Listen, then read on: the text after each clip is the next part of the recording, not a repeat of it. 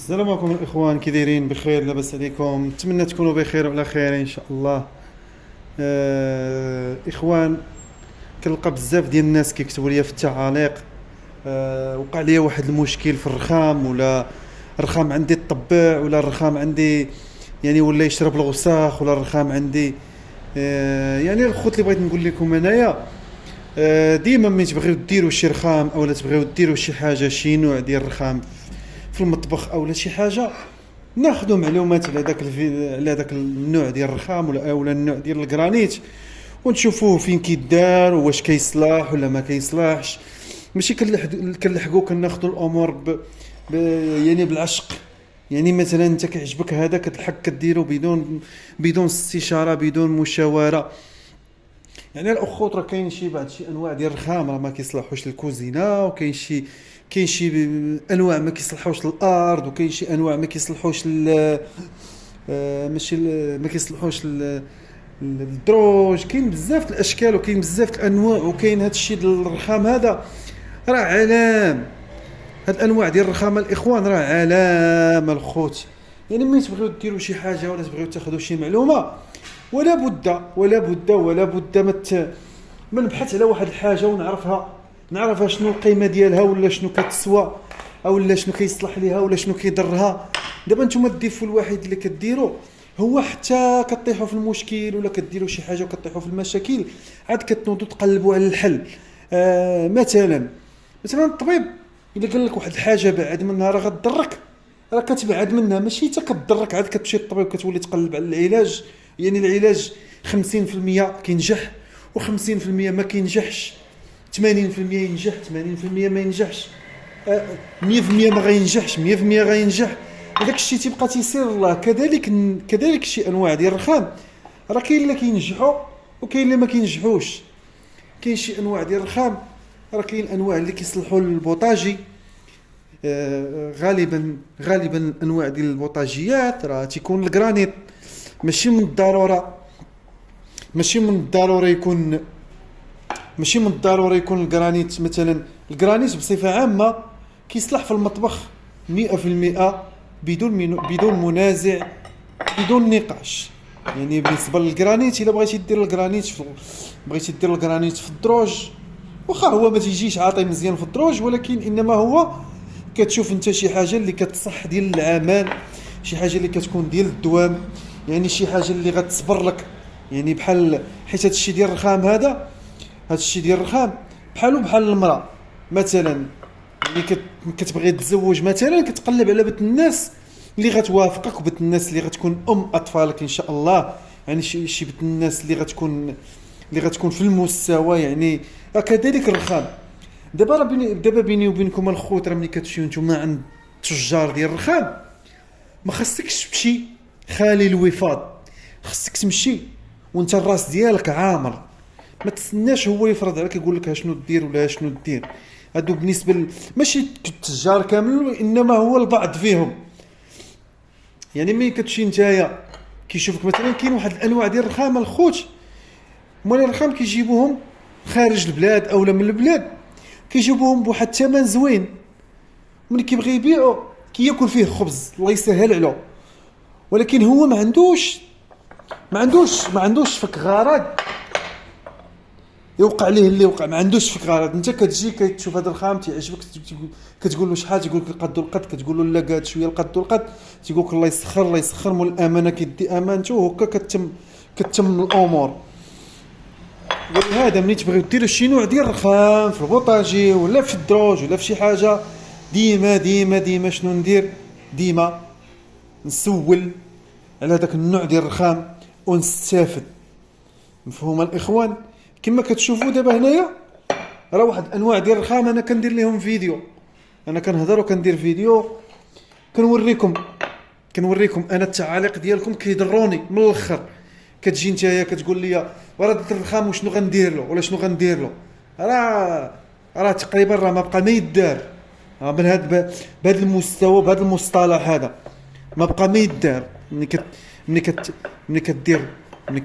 كتاخذ واحد النوع ديال الرخام وانت ما عارفوش واش غيصلح لك ولا ما يصلحش لك، وكتجي كديرو، راه ما صالحش لك. كتجي كديرو انت عشقك فيه هذاك النوع ديال الرخام كتلحق كديرو. هو هادشي اللي كاين الخوت. دابا هنا واحد الانواع ديال الرخام، كاين واحد انواع ديال الرخام اللي ما كيشربوش والكرانيت. ملي كنقول لكم دابا انا الرخام، هي الرخام راه ماشي هو الكرانيت، ولكن ملي كنقول لك الرخام راه كنقول لك بصفه عامه الجمع، يعني كنجمع لك رخام وكرانيت. كاين شي ناس ما تيلقاو ما يدار تقول لك اودي راه كرانيت، راه الكرانيت بوحدو والرخام بوحدو، ولكن باش كنجمعو تنقولوا الرخام. يعني هذه كلمه الجمع. مثلا غندير رخام الكوزينه، اش من نوع غندير بيرلا، يعني هو راه كرانيت ماشي رخام. ولكن ما تبقاوش تلزموا على الامور البسيطه، تبقاو تحق. يعني ما تنقولش انا كاين شي ناس ما تيلقاو ما يدار، الله يهديهم، هادشي اللي غنقول لهم. المهم ما عليناش الاخوان، كما كتشوفوا هذه زيت محروقه، الزيت ديال الماطر محروقه، بحال القهوه، بحال اتاي، بحال الزيت ديال الطياب. يعني الزيت محروقه كتبقى توسخ، تشد في الوسخ كتولي كحله. هي كتكون زيت في الاول، كتكون في الاول زيت عادي، ومن بعد كتولي في هذاك الكولور كما كتشوفوا دابا. هي اللون ديالها هو كما كتشوفوا. ما عليناش، انا غير تندير لكم واحد التجربه باستثناء واحد التجربه باش تعرفوا راسكم المره الجايه شنو ديروا وشنو اللي ما ديروش، وشنو اللي يصلح لكم وشنو اللي ما يصلحش لكم. هادشي اللي كاين الاخوان.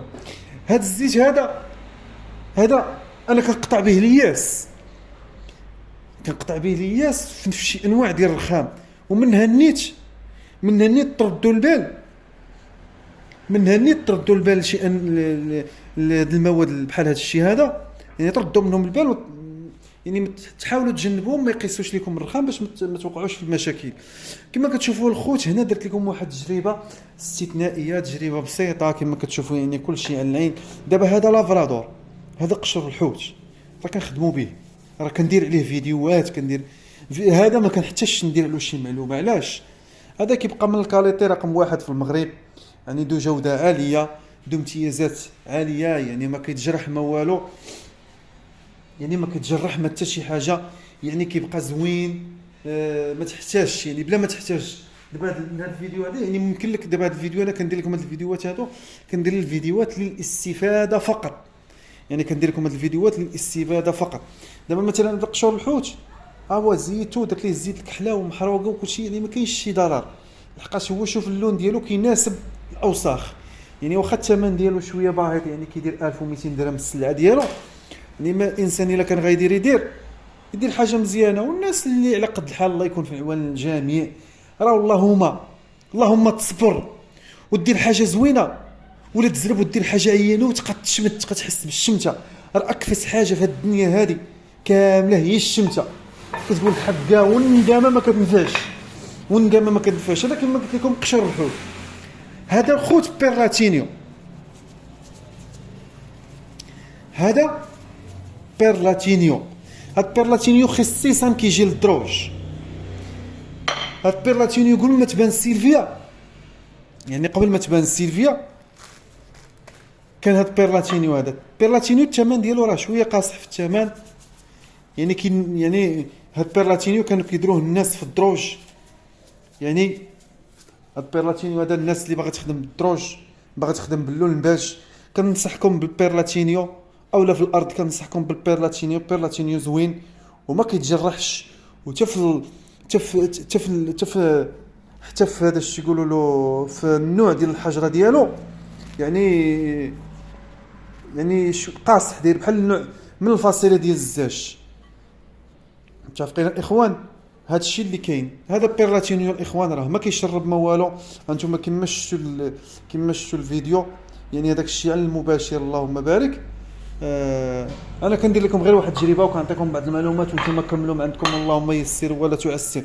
كما قلت لكم هذاك بيرلاتينيو كانت تستخدم قبل السيلفيا، يعني ها السيلفيا الخوت هاي. من بعد ما درت لها هذاك الزيت، المحروق بالكحل، راه فيها التقابي. دوك التقابي هي راه ما كتشربش الوسخ، ولكن غير هذوك التقابي اللي فيها هما اللي كيشدوا الوسخ. ها هما فيها واحد التقابي كيشدوا الوسخ، يعني الوسخ اليوم غدا وكيزيدوا كيبقاو يكبروا مع الماء ومع المده، كيولوا فيهم تاثيرات سلبيه. هذا ولهذا كيبقى يبان لكم بانه راه كيشرب، هو ما كيشربش ولكن فيه التقابي. هذه بالنسبه للسيلفيا. كاين البرتغال كما كتشوفوه، يعني كلشي درت له هاد الماده ديال الزيت محروقه. ها هو كما كتشوفوه،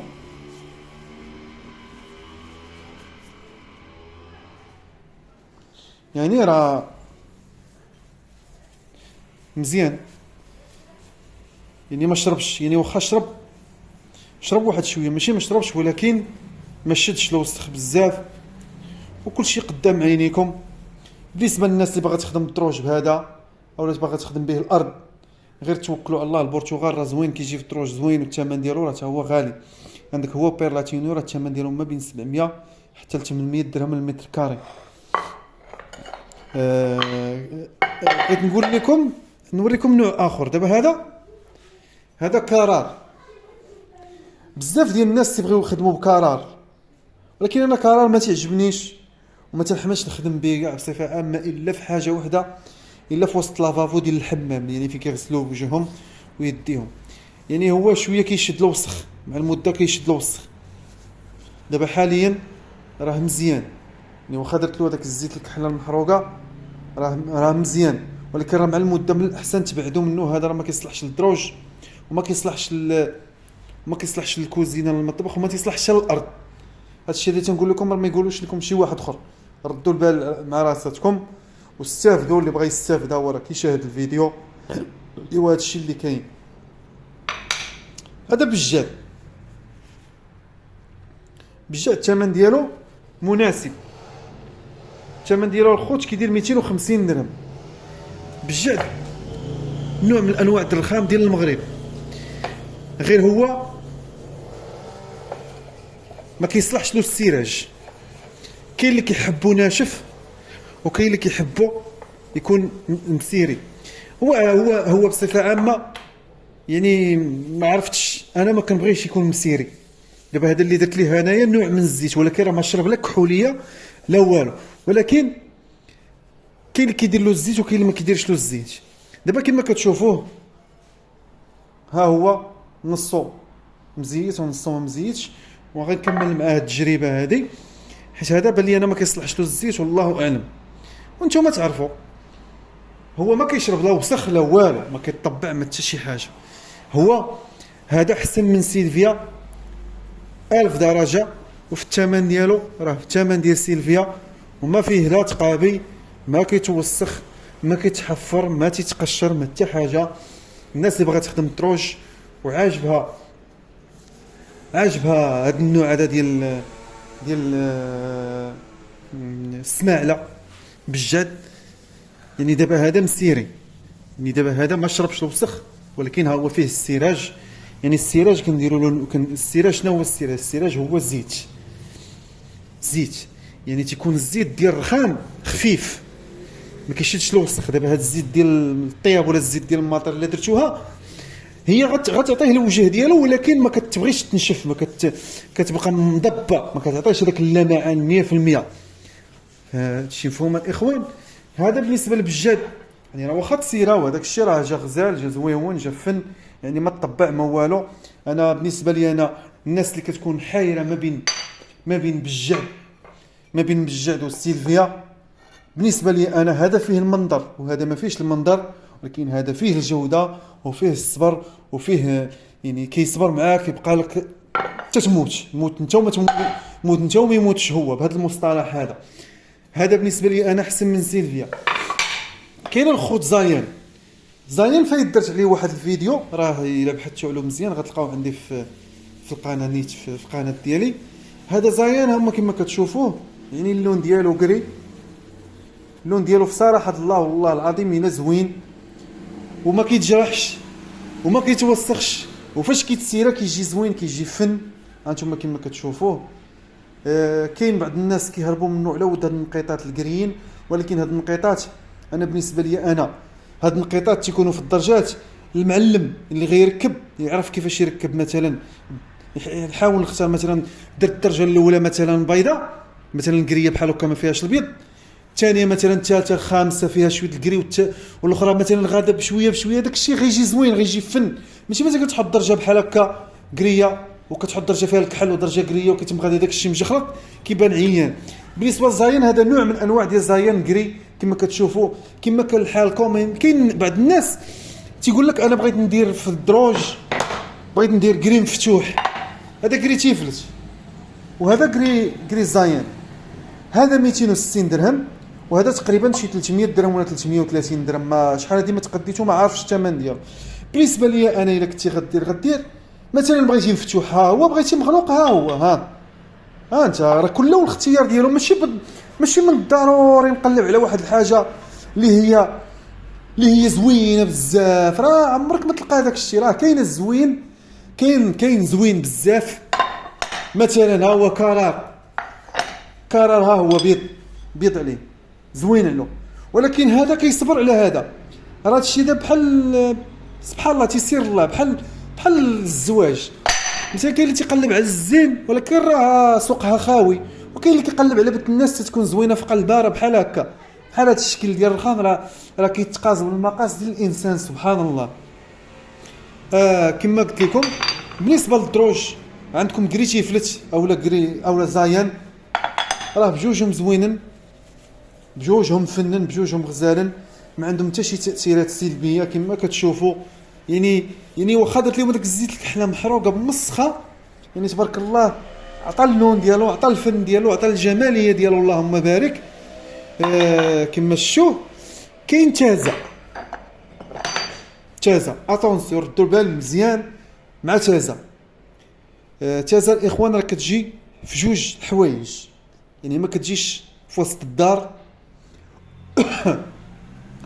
وما كتجيش في المطبخ، عندها جوج حوايج كتخدم فيهم. الا كانت عندك شي واجهه ديال الدار اولا شي باب اولا شي دخله كبيره اولا شي فيلا ولا شي عماره، كيصلح كيعطي واحد المنظوريه زوينه، كيجي زوين، كيجي غزال في الدخله ديال الدار اولا في الباب اولا كيجي زوين. واخا تشوفوا اللون ديالو كيجي زوين، ولكن كما شفتوا بعينيكم هادشي هذا راه شرب. كنلقى بعض بزاف ديال الناس تيديروه في الفيلا اولا في الدار ديالهم، خصوصا غالبا كيديروه في الفيلات وتتكون عندهم الطوموبيل مثلا، كيدخل الطوموبيل ديالو كيدوزها فوق الرخام، وبعد المرات الطوموبيل كيكون فيها مثلا كتكون عند الميكانيك كتقيس الزيت محروقه بحال هكا، يعني كدوز الرويضه بحال هكا كطبع له الرخام. يعني هذا المشكل هذا راه واقع 100% في بعض الفيلات. كما قلت لكم هذا النوع ديال التازا كيصلح في الحيط، في الواجهه، في الواقف، وكيصلح في لابيسين، يعني كيصلح في واحد المناطق اللي هي بعيده على الشقاء وبعيده على اي حاجه. هذا الشيء اللي كاين الخوت. نتمنى الفيديو تستافدوا منه، نتمنى هذا الشيء هذا يعجبكم، نتمنى المعلومه تكون وصلت. نصيحتي لكم الاخوان اللي باقي ما خدمش الرخام يشوف الفيديو، واللي خدم يشوف الفيديو وبالاقل لا يستافد هو وينبه الناس معاه، يعني كاين ناس بزاف تتبغي تخدم بالرخام ما عارفاش شنو تخدم. ولهذا هذه هي نصيحتي لكم. هذا الفيديو هذا درته لكم باش تستافدوا كاملين، باش ما تبقاوش تطيحوا في الاخطاء، ما تطيحوش في المشاكل بدون يعني الاخوان. باش كتجمع انت واحد الريالات كتقاتل مع الوقت وتقاتل مع الزمان، يعني كتجمع واحد البركه باش تقضي غرض، وفي الاخر كدير حاجه وكتصدق لك عيانه راه كتبقى فيك الشمته. اخوان تحيه طيبه، اعانكم الله في فيديو قادم ان شاء الله، الى اللقاء.